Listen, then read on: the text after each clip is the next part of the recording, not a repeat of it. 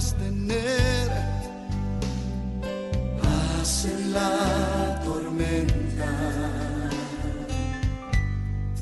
fe y esperanza cuando no puedas seguir,